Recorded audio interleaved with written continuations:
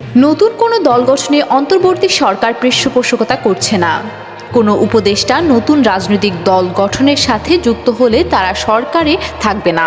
এই সরকারের অধীনে স্বচ্ছ ও নিরপেক্ষভাবে নির্বাচন অনুষ্ঠিত হবে বলে মন্তব্য করেছেন পরিবেশ উপদেষ্টা সৈয়দা রিজওয়ানা হাসান। এক সাক্ষাৎকারে রিজওয়ানা হাসান বলেন, প্রধান উপদেষ্টার ঘোষণা অনুযায়ী আগামী ডিসেম্বর থেকে জুনের মধ্যেই জাতীয় নির্বাচন অনুষ্ঠিত হবে। নির্বাচনের সময় নিয়ে সরকারের অবস্থান নড়চড় হয়নি। ভোট নিয়ে রাজনৈতিক দলগুলো তাড়া থাকবেই, এটি খুবই স্বাভাবিক। সংস্কার ও বিচারের পাশাপাশি নির্বাচনকে গুরুত্ব দিয়েই এগুচ্ছে সরকার। মূলত বিবিসি বাংলায় বিএনপি মহাসচিব মির্জা ফখরুল ইসলামের দেয়া এক সাক্ষাৎকারকে ঘিরেই নির্বাচন, নতুন রাজনৈতিক দল, নিরপেক্ষ সরকার ইত্যাদি প্রসঙ্গগুলো আলোচনায় আসে। সাক্ষাৎকারে মহাসচিব বলেন, নিরপেক্ষতার প্রশ্ন আসতে পারে। এখানে আমরা জিনিসটা লক্ষ্য করছি যে ছাত্ররা একটা রাজনৈতিক দল তৈরি করার কথা চিন্তা করছেন। সেখানে যদি ছাত্রদের প্রতিনিধি এই সরকারে থাকে তাহলে তো নিরপেক্ষ থাকতে পারবে না।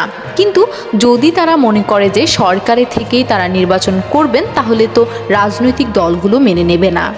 এই প্রসঙ্গে সৈয়দা রিজওয়ানা হাসান বলেন, সরকারে থাকা ৩ জন ছাত্র প্রতিনিধি দল গঠন করছে বিষয়টি এমন নয়।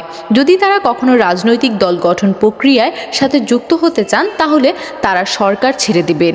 যে কোনো ব্যক্তি রাজনৈতিক দল গঠনের প্রক্রিয়ায় যুক্ত হতে পারে, তবে তখন সে ব্যক্তি সরকারে থাকতে পারবে না।